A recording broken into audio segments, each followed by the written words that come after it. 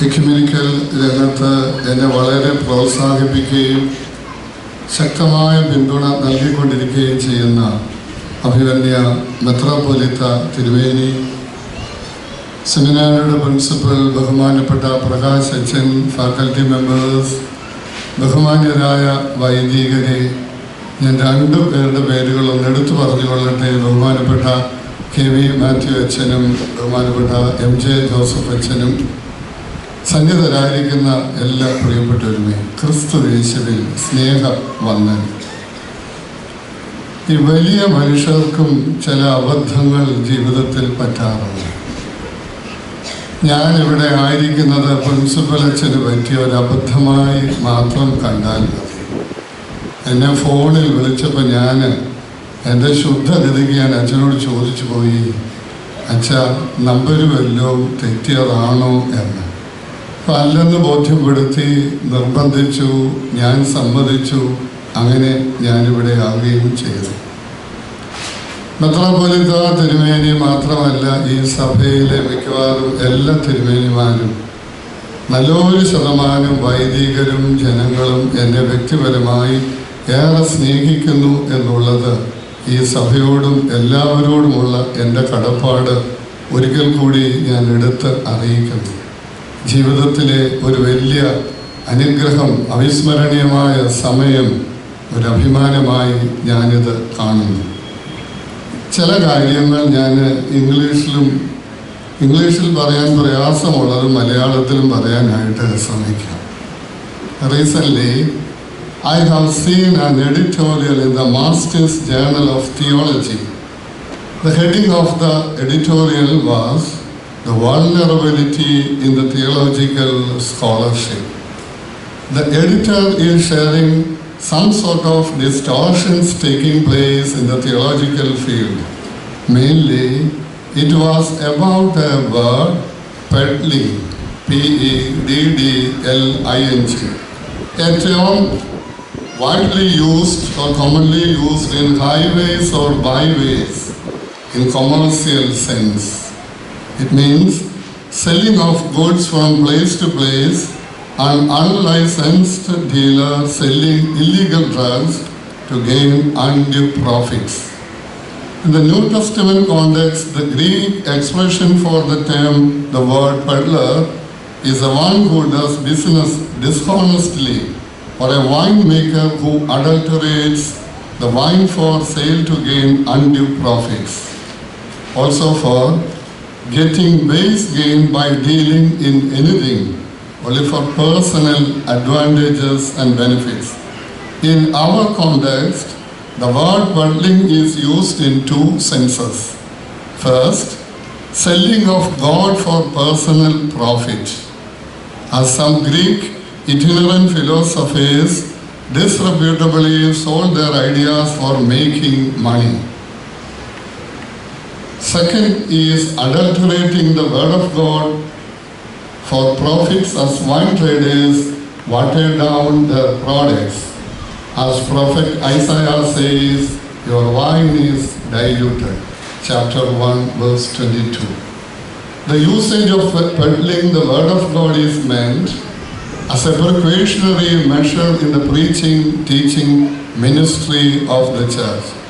The editor of the journal which I mentioned observes a kind of temptation of the theological academia to this notion. He further raises 2 relevant questions too. First, what is the primary objective of the theological scholarship?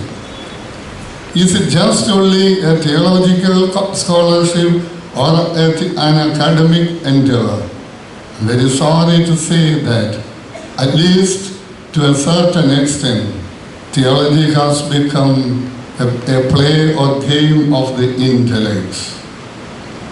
It should not be confined to the intellectual level, whereas it has to be reflected from the experiential level. The best example, what I can say for this statement, is a proclamation or the declaration or the faith affirmation Saint Thomas the Apostle who made when he had seen the risen Lord, my Lord and my God. And that was not something came out from his intellect, but was something came out from the innermost of his heart. The intellectual capacity of articulation has to be flourished from the experiential level. When Apostles Peter and John were commanded not to speak or teach at all in the name of the Lord, we know their response. That was, we cannot but speak about what we have seen and heard. ഞങ്ങൾക്ക് ഞങ്ങൾ കണ്ടതും കേട്ടതും പറയാതിരിക്കാൻ കഴിയുകയില്ല. This is what I mean about the experiential level. As it is mentioned in the editorial, the Theological Academia should not be reduced merely to an arena for showcasing one's artistic creativity and articulative potentiality. Philip Brooks, the famous preacher and homiletician, defines preaching as truth through personality.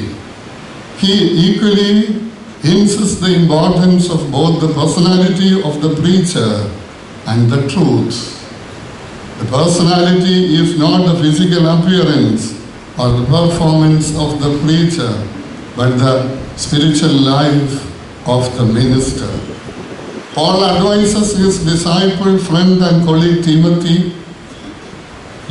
do your best to present yourself to God as one approved, a workman who does not need to be ashamed and who correctly handles the word of truth.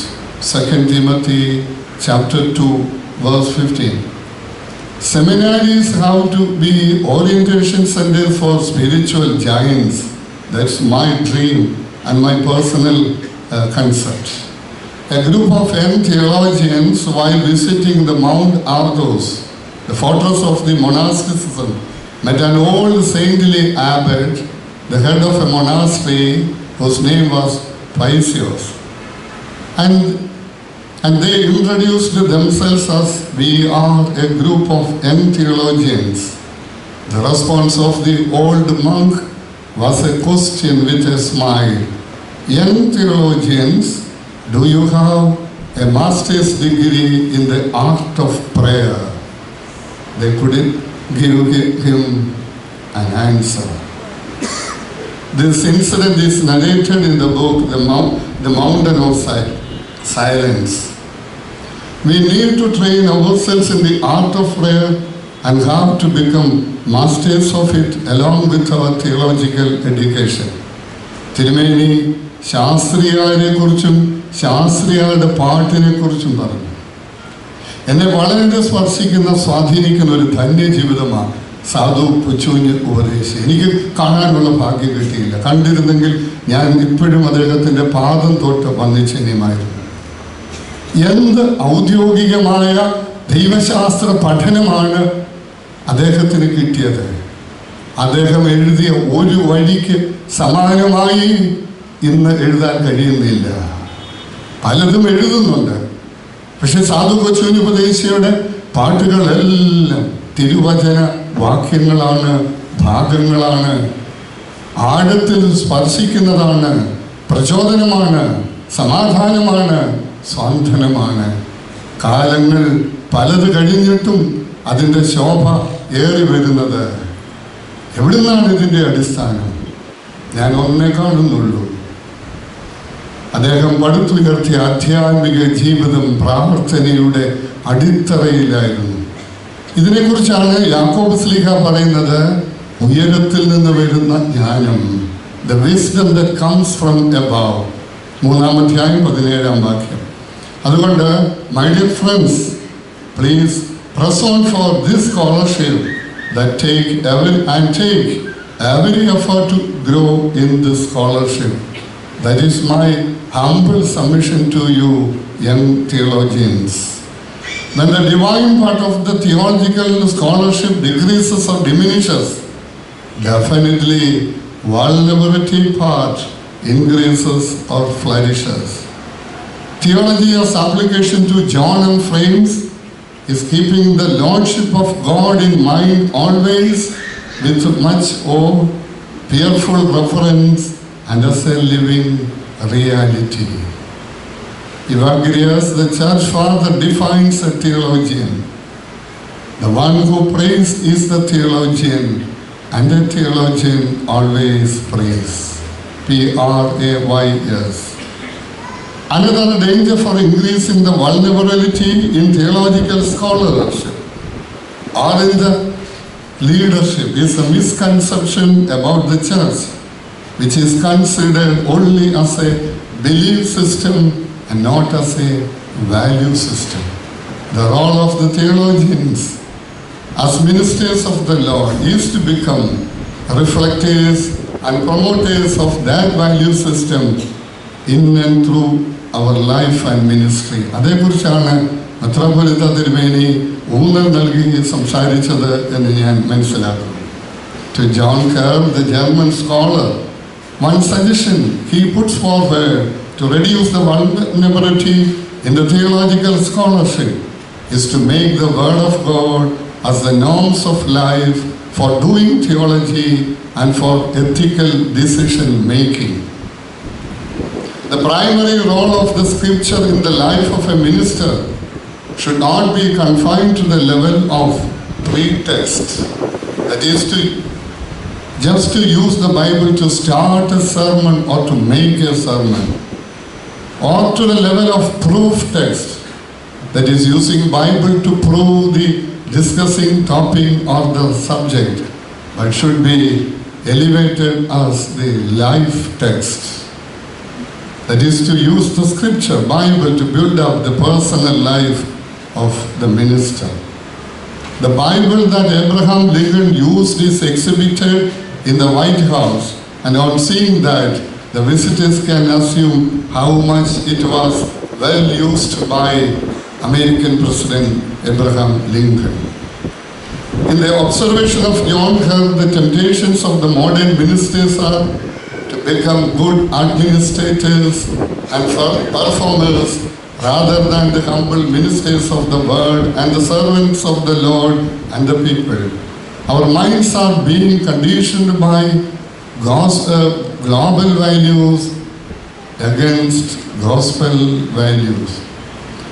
An evaluation about the ministry of Jesus is, it was not due to the eloquence or the rhetorical mastery of the topic, but only because of his down-to-earth, simple style and humility, and evaluation was going on. As the followers of this great master minister, we should not have any other paragon than that of our master. Saint Paul portrays this model in his famous kenotic passage, which is mentioned here by Tirumeni. And the beginning part of that exhortation is that the same mind be in you that was in Jesus Christ. ക്രിസ്തുവേശുവിലുള്ള ഭാവം തന്നെ നിങ്ങളിലും ഉണ്ടാകട്ടെ. Simple lifestyle and humility generating from a prayer life are the hallmarks of the Christian ministry. We have to find ധാരാളം ഇതിന് സമാനമായിട്ടുള്ള ഉദ്ധരണികൾ കണ്ടെത്താനായിട്ട് സാധിക്കും. And I don't want to make my talk a concordant speech or a convention sermon. Any kind of aberrations from the style of the master would only pedal our ministry and increase the vulnerability in our scholarship. എൻ്റെ ജന്മദിനം കറക്റ്റായിട്ട് ഓർത്തിരിക്കുന്ന 2 മകൻ വ്യക്തികൾ Mar Thoma സഭയിലുണ്ട്. വന്യനായ E.K. George അച്ഛനും സഹോദരൻ അഭിമന്യ Barnabas തിരുമേനി. Barnabas തിരുമേനി നാട്ടിലുണ്ടെങ്കിൽ എന്നെ നിർബന്ധമായിട്ട് വന്ന് വിളിച്ചിരിക്കും. ഈ കൊല്ലം ഇല്ലായിരുന്നു, അതുകൊണ്ട് വിളി കിട്ടിയുമില്ല. എന്നെ ആകെ കൂടെ ഈ ലോകത്തിൽ വിളിക്കുന്ന ഏക തിരുമേനി ബർണബാസ് തിരുമേനി. പക്ഷെ ജോർജ് അച്ഛൻ വിളിക്കുകയില്ല. അതിനോടനുബന്ധിച്ച് അല്ലെങ്കിൽ ആ ദിവസം കിട്ടത്തക്കോണം എനിക്ക് ഒരു എഴുത്തയക്കും. ആ എഴുത്തിലെ ഉള്ളടക്കം ആശംസകൾ മലയാളത്തിൽ നേർന്നുകൊണ്ട് അച്ഛൻ്റെ പരന്ന വായനയിൽ എനിക്ക് പ്രയോജനം ചെയ്യുന്ന എന്തെങ്കിലുമായിരിക്കും. ഒരു ജന്മദിനത്തിന് അദ്ദേഹം അയച്ച കത്തിൽ ഈ പ്രായത്തിലും വളരെ ഭംഗിയായി വടിവത്തോട്. അത് ജന്മദിനത്തിന് മാത്രമല്ല, ചില വേദികളിൽ ചില സ്ഥലങ്ങളിൽ ഞാൻ വരുന്നുണ്ടെന്ന് അറിവ് കിട്ടിയാൽ അവിടെയും എനിക്ക് ചെറിയ കുറിപ്പുകൾ കൊണ്ടുതരും. എനിക്ക് വളരെ പ്രയോജനകരമാണ്. ഒരു പ്രാവശ്യം അദ്ദേഹം തന്ന കുറിപ്പിനകത്ത് ഒരു അല്പം പ്രായമുള്ള ഒരു കവിയുടെ അനുഭവമാണ്. എവിടെയോ വായനയിൽ നിന്ന് കിട്ടിയത്. തല മുഴുവൻ നരച്ച് അച്ഛൻ എഴുതിയ ഭാഷയിൽ പറഞ്ഞ പഞ്ഞിക്കെട്ട് പോലെയുള്ള ഒരു കവിയുടെ അടുത്ത് ഒരിക്കൽ ഒരു സുഹൃത്ത് വന്ന് ചോദിച്ചു, "you look so vigorous and you write so beautifully. നിങ്ങൾ വളരെ ഊർജ്ജസ്വലവാനായിരിക്കുന്നല്ലോ, മനോഹരമായിട്ട് എഴുതുന്നല്ലോ, എങ്ങനെ കഴിയുന്നു?" കവിയൊന്ന് ഊറിച്ചിരിച്ചു. തൻ്റെ മുറ്റത്ത് നിൽക്കുന്ന ഒരു ആപ്പിൾ മരം ചൂണ്ടിക്കൊണ്ട് പറഞ്ഞു, "you just see that apple tree. It is pretty old. നിങ്ങൾ ആപ്പിൾ മരം നോക്കുക, ഒരല്പം പ്രായമുള്ളത്.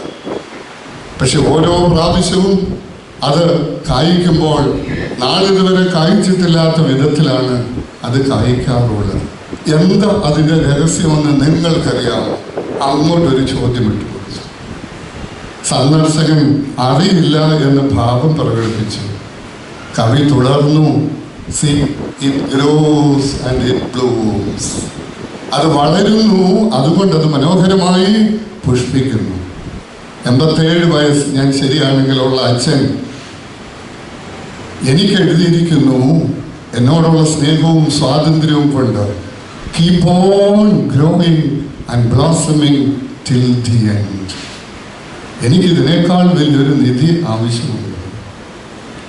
"Keep on growing and blossoming till the end." അതിനെക്കുറിച്ച് പൗലോസ് പറയുന്ന ഈ വളർച്ച, നല്ല വളർച്ച ഉണ്ടാകുന്നുണ്ട്. പക്ഷേ എങ്ങനെയുള്ള വളർച്ചയാണ് വേണ്ടിയത്? പൗലോസ് അപ്പോസ്തലൻ ഓർമ്മിപ്പിക്കുന്നത് ക്രിസ്തുവെന്ന തലയോളം വളരുവാനുള്ളതാണ് ജീവിതം. അപ്പോൾ എന്താ ക്രിസ്തീയ ജീവിതം എന്ന് ചോദിച്ചാൽ ഞാൻ പറയും, it is an humble attempt. ഇതൊരു എളിയ പരിശ്രമമാണ്. ക്രിസ്തുവെന്ന തലയോളം വളരുവാനുള്ള പരിശ്രമമാണ് ക്രിസ്തീയ ജീവിതം. എവിടെ വളർച്ച മുരടിക്കുന്നുവോ അവിടെ തളർച്ച ശക്തമാണ്. Let me share with you a few comments about the modern ministers irrespective of church, which I have seen in a report. First, it is people's voice. We don't want priests as high-profile administrators who manifest pomp and splendor, but men of God who smell the sheep. Smell the sheep is the exhortation or the teaching of Pope Francis that is quoted there. The modern seminaries are producing priests with a lot of knowledge and less of God experience. We have the theology of Boltman. പിന്നെ ഒരുപാട് പേരുണ്ടല്ലോ. But God experience are we getting or taking or making? ഇതിന് സമാനമായി ഇന്നത്തെ secular യൂണിവേഴ്സിറ്റിയെ കുറിച്ച് പാശ്ചാത്യ രാജ്യത്ത് പറഞ്ഞു കേൾക്കുന്ന ഒരു കമന്റ് നിങ്ങൾ കേട്ടിട്ടുണ്ടാകും. The modern secular universities are producing skilled barbarians. ഞാനിത് രണ്ടും കൂടെ താരതമ്യപ്പെടുത്തുന്നില്ല. പക്ഷെ ഞാനിത് നിങ്ങളുടെ ചിന്തയ്ക്ക് വിനയപൂർവ്വം കാല് തൊട്ട് നമസ്കരിച്ച് സമർപ്പിക്കുക മാത്രമാണ് ചെയ്യുന്നത്. My humble request to you, young theologians and seminarians, we should not neglect the comments of the time. We should read the wall writings. കാലത്തിന്റെ ചുവരെഴുത്തുകൾ കണ്ണു തുറന്ന് കാണണം, വായിക്കണം. The seminary life and education should help us to imbue the values of the kingdom and the gospel. As the future workers of the Lord, we must know Him, H capital, more widely, love Him more deeply, and follow Him more closely. Are the basic, essential, unavoidable factors or principles for a fruitful ministry of the Lord. We have to embody our life with the message of the kingdom. Kosako Koyama, the Japanese theologian, he reminds the ministers and the missionaries to have a crucified mind. A crucified mind. കത്തോലിക്ക സഭയിൽ ഒരുപാട് പ്രഖ്യാപിതരും ഒക്കെ ആയിട്ടുള്ള വിവിധ നിലകളിലുള്ള പരിശുദ്ധന്മാർ അവർക്കുണ്ട്. അതിൽ ഒരാളെ കുറിച്ച് ഞാനൊരു പ്രസംഗത്തിൽ കേട്ടതാ. ഒരു നോൺ കാത്തലിക് ചർച്ച് മെമ്പറാണ് പ്രസംഗിച്ചത്. ആ ആളിന്റെ പേര് കോവീസ് എന്നാണ്. അബൌട്ട് കോവീസ്. Initially he was a non Christian. അയാൾ കേട്ട ഒരു പ്രസംഗമാണ് അയാളെ ക്രിസ്ത്യാനിയാകാൻ പ്രേരിപ്പിച്ചത്. അടുത്തുള്ള പള്ളിയിലെ അച്ഛൻ്റെ അടുത്ത് എന്നിട്ട് പറഞ്ഞു, father, I want to become a Christian. എനിക്കൊരു ക്രിസ്ത്യാനിയാകണം. ആ അച്ഛൻ പറഞ്ഞു, ഞാൻ നിന്നെ ക്രിസ്ത്യാനിയാക്കാം, but you have to do one thing. ഒരു വേദപുസ്തകം കൊടുത്തിട്ട് പറഞ്ഞു, you go with this Bible, study it well, come and meet me after that. He took almost an year to study the Bible, came back, met the priest. The priest asked few questions. Did you study the Bible? Yes, I did. Did you study the whole Bible fully? Yes, as far as I could. Then I have a simple question to you. യേശുവിനെ ക്രൂശിക്കുന്ന സമയത്ത് നീ ആ കാൽവരിയിൽ ഉണ്ടായിരുന്നെങ്കിൽ നീ എന്ത് ചെയ്യുമായിരുന്നു? ഞാൻ ആ റോമൻ പടയാളികളോട് പോരാടി മല്ലടിച്ച് ഞാൻ അവരെ തകർത്ത് അവരുടെ കയ്യിൽ നിന്ന് യേശുവിനെ രക്ഷിച്ച് ഞാൻ എൻ്റെ നാട്ടിൽ, എൻ്റെ ഗ്രാമത്തിൽ, എൻ്റെ വീട്ടിൽ കൊണ്ടുപോയി പൊന്നുപോലെ ഞാൻ കരുതുമായിരുന്നു. വൈദികൻ പറഞ്ഞു, നീ വേദപുസ്തകം പഠിച്ചിട്ടില്ല.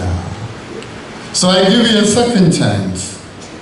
This man went back with the Bible and came back after 6 months. 6 മാസം കഴിഞ്ഞ് വന്നു. ചോദ്യങ്ങൾ ഞാൻ പഠിച്ചു മുഴുവൻ പഠിച്ചു, എനിക്കാവുന്ന വിധത്തിൽ. Then I ask you the same question which I asked you last time. ഞാൻ അന്ന് ചോദിച്ച ചോദ്യം തന്നെ ചോദിക്കുക. ഇപ്രാവശ്യം എന്മാരോട് പറഞ്ഞു, ഞാൻ റോമൻ പടയാളികളോട് ഏറ്റുമുട്ടാൻ ഞാൻ പോകില്ല.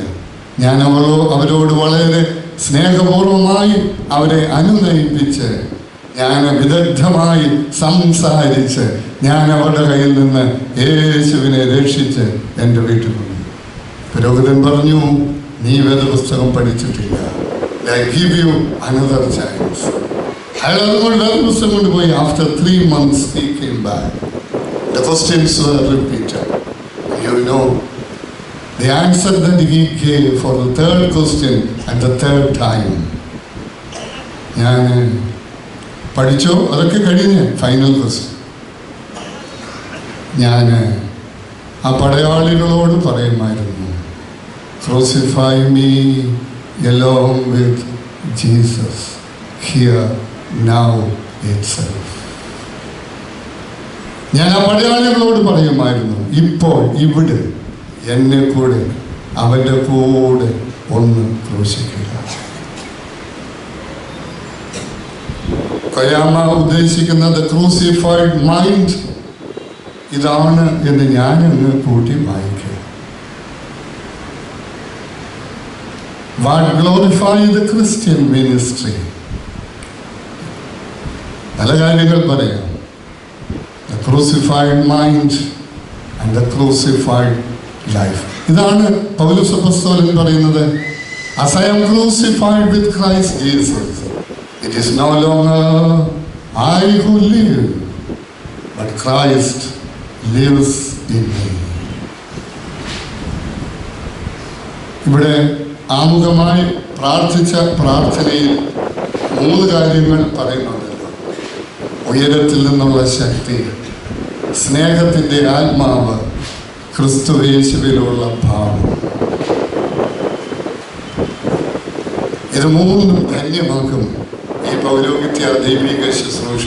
അടുത്ത കാലത്ത് കേരളത്തിൽ ഈ ദിവസങ്ങളിൽ ടെലിവിഷനിലൊക്കെ നിറഞ്ഞു നിൽക്കുന്ന വിഷയത്തിൻ്റെ പശ്ചാത്തലത്തിൽ ഒരു കോളമിസ്റ്റ്, ഒരു ഹിന്ദു ലേഡിയാണ് ശ്രീമതി ഉഷ എസ് നായർ നടത്തിയ ഒരു പ്രതികരണം. യേശു പീലാത്തോസിനോട് ചോദിച്ച ചോദ്യത്തിന് യേശു പറഞ്ഞ മറുപടി തിരുവചനം എടുത്താണ് ഇപ്പോൾ നമ്മുടെ ഇടയിൽ പുകില് പിടിച്ചിരിക്കുന്ന വിഷയത്തെ ഒരു ഹൈന്ദവ സ്ത്രീ കാണുന്നത് ത്രൂ ദാറ്റ് ലെൻസ്. കർത്താവ് പറഞ്ഞ മറുപടി, എൻ്റെ രാജ്യം ഐഹികമല്ല എന്ന് പറഞ്ഞ മറുപടിയുടെ ചുവട് പിടിച്ച് ആനുകാലിക സംഭവത്തെ പരാമർശിച്ച് നടത്തിയ ഒരു പ്രസ്താവന. ഐഹികമല്ലാത്ത രാജ്യത്തെ രാജാവാകണം പുരോഹിതൻ. ഭൗതിക വ്യാപാരങ്ങളിൽ മുങ്ങിപ്പോകരുത്. ആത്മീയ രംഗത്ത് വ്യാപരിക്കേണ്ടവരാണ് ഏത് മതത്തിൽപ്പെട്ട പുരോഹിതന്മാരും. ആത്മീയതയിൽ നിന്ന് വിട്ടകന്ന് ഭൗതികതയിൽ രമിക്കുമ്പോഴാണ് വിശ്വാസികൾ വിപ്ലവകാരികൾ ആകുന്നത്. സംഭവങ്ങളൊക്കെ നിങ്ങൾ കൂടി വായിച്ചു. അപ്പോഴാണ് സാധാരണക്കാരെ പോലെ പുരോഹിതന്മാർക്കും ചാനലുകളിൽ കിടന്ന് പിടക്കേണ്ടി വരുന്നത്. പാപം, കോപം, ശാപം, നരകം എന്നൊക്കെ പറഞ്ഞ് വിശ്വാസികളെ വരട്ടിയിരുന്ന കാലം കഴിഞ്ഞുപോയി. ഞാൻ നിർത്തുന്നു. ആമേൻ. നന്ദി, നമസ്കാരം.